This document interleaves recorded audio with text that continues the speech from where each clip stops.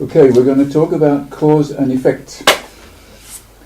It's a very interesting topic, and this talk or this discussion will be fairly intellectual, but I think it's important for us to understand really what is at the base of the Course in Miracles teachings, is teaching about cause and effect.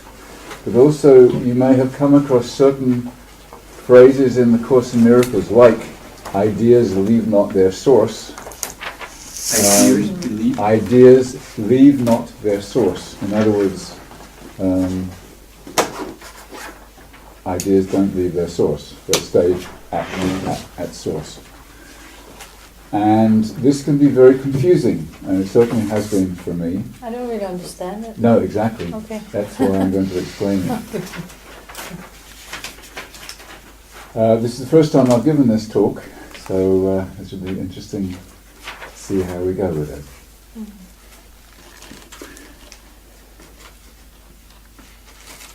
Basically, the Course seems confusing when it talks about cause and effect, because on one level it uses the phrase, ideas leave not their source. In other words, you have a thought and it doesn't leave its source.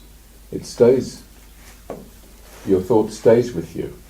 In other words, source? Source, yeah. Okay. Like when you project something onto somebody in an attempt to get rid of it, somehow we keep it. Yeah. And we don't get rid of the guilt stays with you, even though we are attempting to get rid of it. So ideas leave not their source. And what is very interesting about the Course is there's two levels of this. There's level one, which is about oneness and heaven, and there's our dream world here. Hell. And it's hell, yeah. And it seems very different. At the level of God extends itself to the Son of God. But there's no separation between God and the sonship. It's one.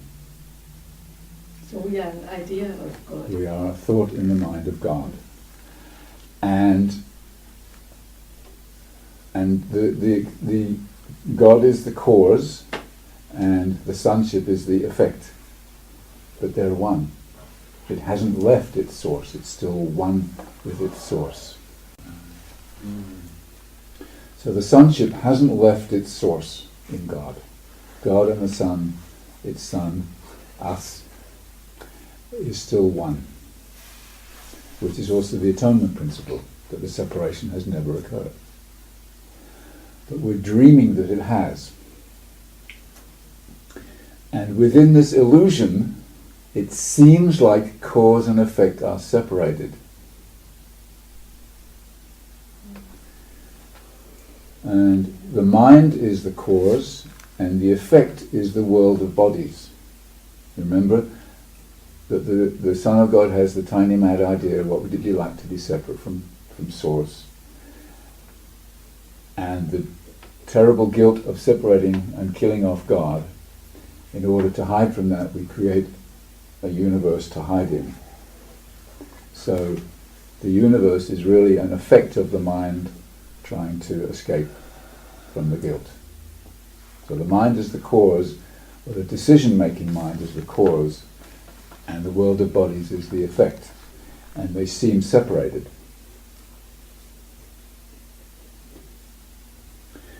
And the ego voice, the purpose of the ego is to keep this separation, is to keep us mindless and never getting back to the cause of this separation in the mind. So we stay out there trying to avoid feeling the guilt. So the ego's purpose is to keep us mindless so we don't remember our separation from Source. Please come with questions if you have any. So the ego has, in effect, separated, seemingly, cause from effect. And we've forgotten the cause. We've become mindless. And we stay out there trying to solve the problem of feeling separate by trying to solve it out there. solve the effect instead of the We're cause. trying to change the effect Yeah. in order to get to peace. Trying to complete ourselves in relationships and solve it in many other ways.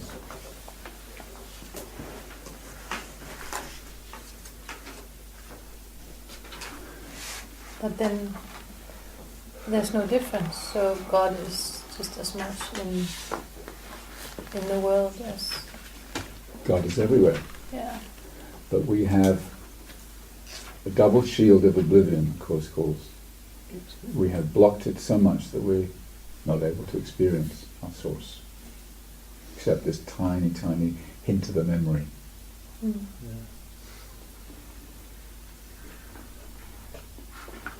How stupid of us.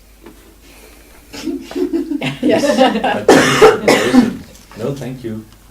No, please, thank you. You're hiding here in the body. In Yes. chapter 26, page 556 in my version at least. Chapter 26, if anyone wants to write this reference down. Chapter 26, section 7, paragraph 13.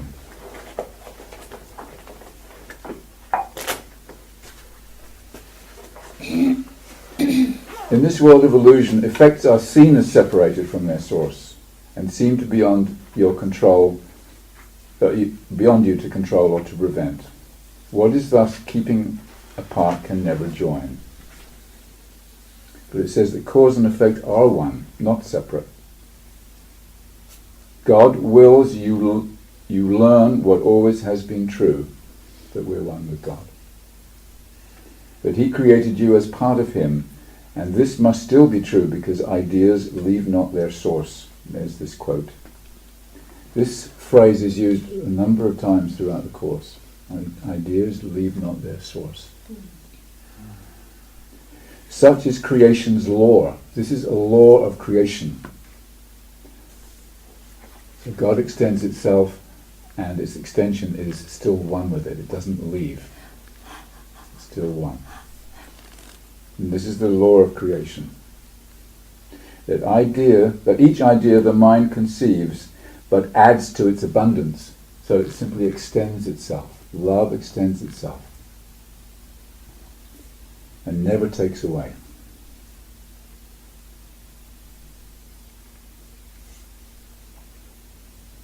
And to believe ideas can leave their source is to invite illusions to be true, but without success.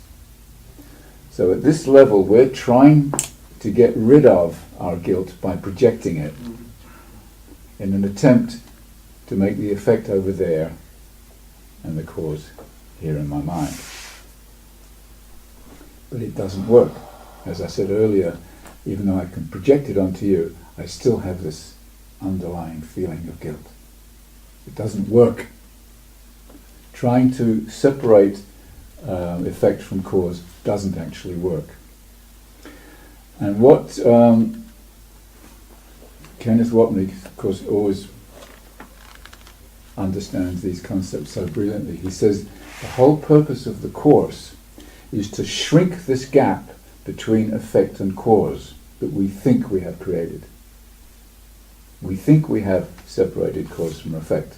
We haven't actually, but we think we have. So the whole purpose of the book is to shrink this gap so that cause and effect become one again in our minds. This is what the mind training is about. So the ego splits off cause from effect and then forgets that it's done it in order to preserve its identity.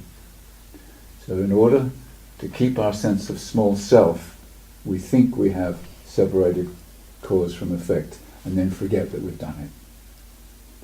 And then we spend our whole lives trying to fix the problem out there and not at the level of cause, which is in the mind. You look confused. Can you give an example?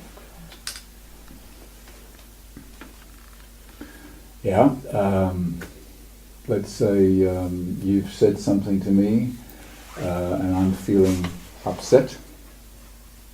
Instead of going back to my mind, where the feeling of upset was actually caused, I think it's out there. So I go out there and try and change his behavior, for example. Blame him. Blaming him. Because I think the cause of my problem is out there and not in my mind. So I've confused cause with effect. I think the cause is out there. So the way of reversing it is to see that it's not out there, but it's in the mind, and then see that there is no separation between my thought and what's happening. It's basically the 3 steps of forgiveness. How we do it is what we've been looking at for the whole year. I'm simply trying to explain the cause and effect principle today. Now it makes more sense. We're actually talking about If you read what the we already know. next sentence, number 14 on 557, the first one. Which sentence? I can read it. The miracle is possible when cause and consequence are brought together, not kept separate. So that is exactly what you said. And as Ken said, is to shrink the gap gradually so that cause and effect become one again. Because in the statement, ideas leave not their source, means they are not separate. Cause and effect are one. But we have spent our whole lives thinking cause and effect are two. But we're told they're not. At this level, they seem to be. So the ego splits off cause from effect and represses it and makes us forget that we've done it in order to preserve itself. And we feel split off, separate and lonely, and we forget what the cause is. So we have no idea what the cause for our separation is because we've forgotten it. And so we seek everywhere in the world for the cause of our suffering, and it never works. This huge gap is the denial or the veil of forgetfulness. Forgetfulness. Yeah. And the purpose of the course is to shrink this gap, to bring us back to the cause, which is the mind. And you'll probably have noticed that the course talks a lot about bringing the darkness to the light and not bringing the light into the darkness. So we bring our problem to Jesus, we bring our problem to the Holy Spirit in order to see it differently. We don't bring the Holy Spirit into the world and say, please find me a parking space, which a lot of course students have done. A lot of spiritual people do that. A lot of spiritual people do that.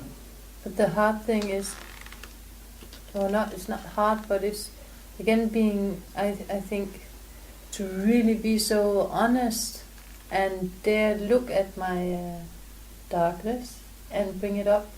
There's so much resistance for Absolutely. even bringing it. It's like, I know it's there,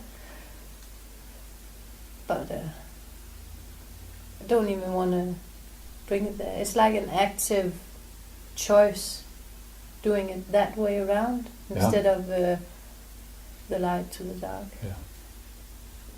Yeah. If you bring the light into the darkness, nothing changes. Yeah. And that's what the ego wants. And it makes the world real. Makes the world real. Yeah. And this is what a lot of students have done because they've been reading the course through their ego thought system and interpreting it that way.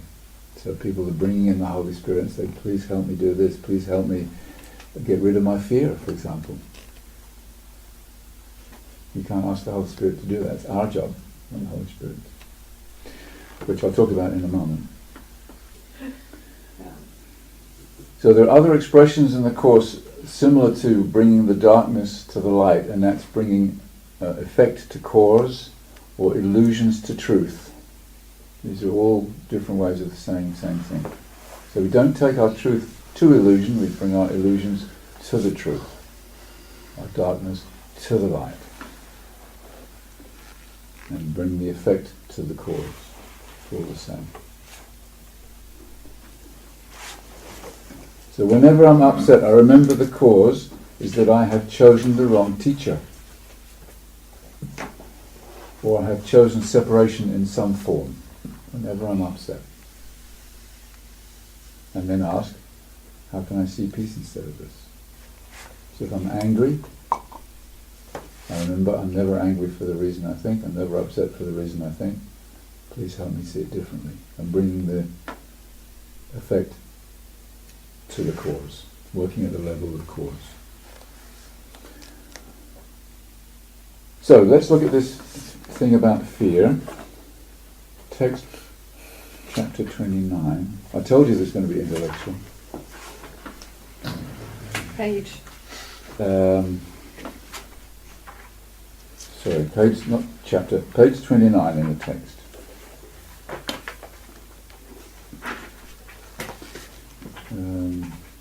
A section called Fear and Conflict. Paragraph 2 in the middle. And we looked a little bit at this on the hot tub weekend, actually, those who were there. You may believe that you are responsible for what you do, but not for what you think. The truth is that you are responsible for what you think, because it is only at this level that you can exercise choice.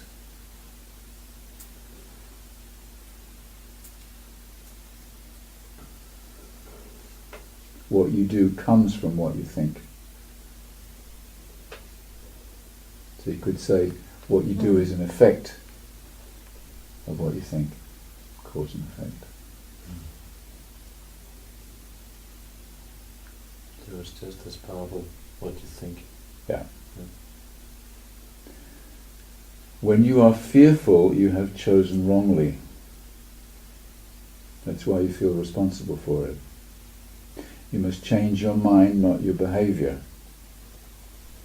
Again, behavior is an effect. And this is a matter of willingness. You do not need guidance except at the mind level. So when we ask Holy Spirit for help, we're asking help at the mind level. Correction belongs only at this level where change is possible. It seems like we can change an effect, but it's not a real permanent change. Change does not mean anything at the symptom level where it cannot work. Now here's the answer to your question, Regitza. The correction of fear is your responsibility. When you ask for release from fear, you are implying that it is not.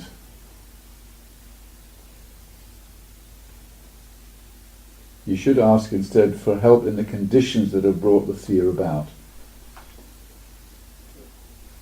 And this always entails a willingness to be separate. So all our problems, every problem that we have here, is because of a choice to be separate in some form.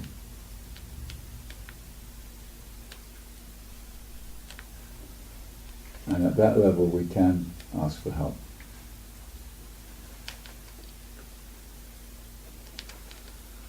You are much too tolerant of mind wandering and are passively condoning. Do you know that word? Condoning. Bifalder, tilgive. Ja. Bifalde, tilgive, acceptere. You are passively condoning your mind's miscreations. So whenever we choose separation in some form,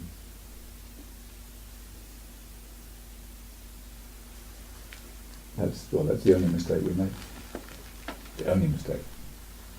But it has many, many forms. Yeah. That's the problem. So if you're afraid, which we all are from time to time, ask the Holy Spirit, please help me change the cause of my fear, which is always a willingness to be separate in some form.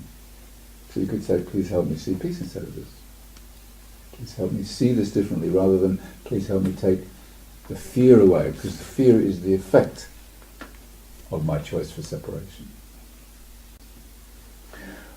And this is very important that you get that when you're looking, you are at causation level. This is key. Causation. At the level of cause, Yeah, okay. the mind. The decision-making mind, the one that chose it in the first place, starts to look at what it's chosen. Yeah. You were saying something about the symptom level, not try to change that. Right?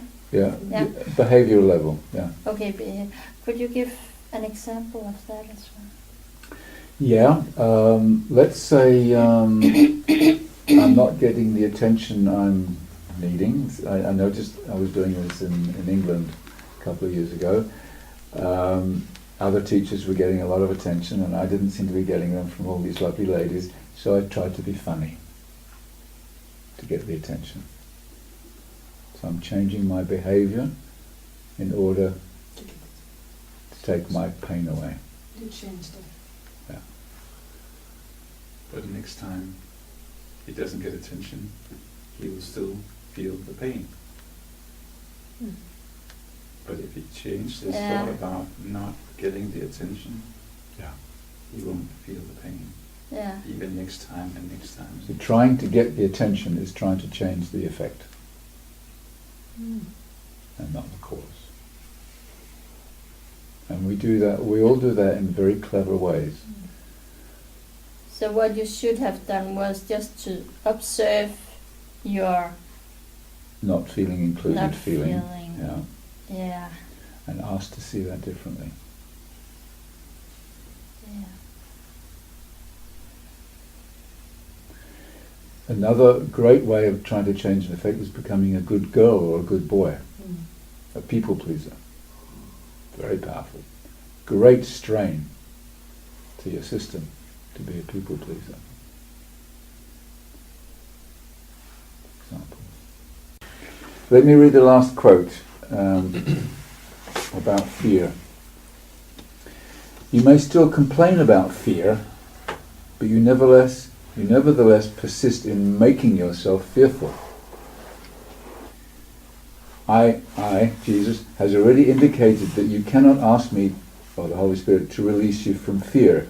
I know it doesn't exist, but you do not. And this is the next sentence is very important. If I intervened or came between your thoughts and their results, I would be tampering with the basic law of cause and effect, the most fundamental law there is. Could you repeat that? Yeah. Could you please say where you read Oh, I'm it? sorry. This is page 31, cause and effect. Pretty good title, since we're looking at cause and effect. 31. Approximately. Are you your English version or Danish? English. English. Yeah. Page 31, cause and effect, Yeah. section 7, Yeah. from the top. You may still complain about fear, but you nevertheless persist in making yourself fearful.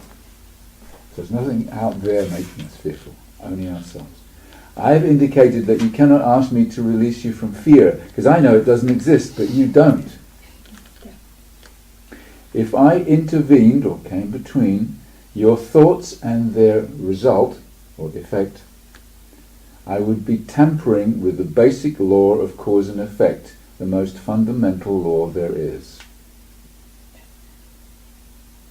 I would hardly help you if I depreciated the power of your own thinking.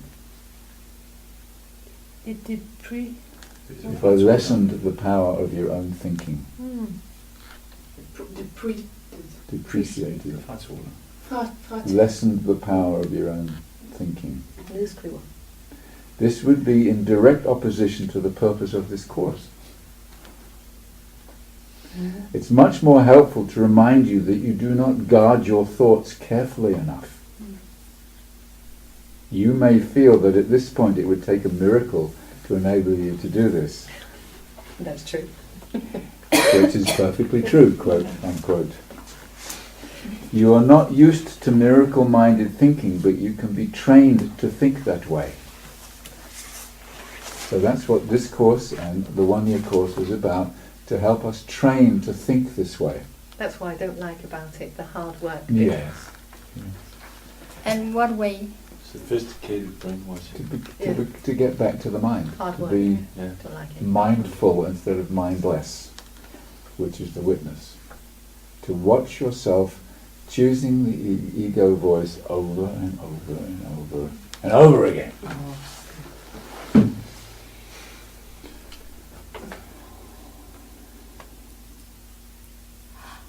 So as we said in the earlier quote, if we want to ask the Holy Spirit for anything, we ask the Holy Spirit to help us let go of the cause of our fear, not the fear itself.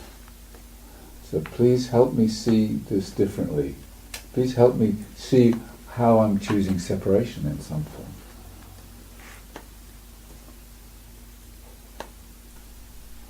And then just wait.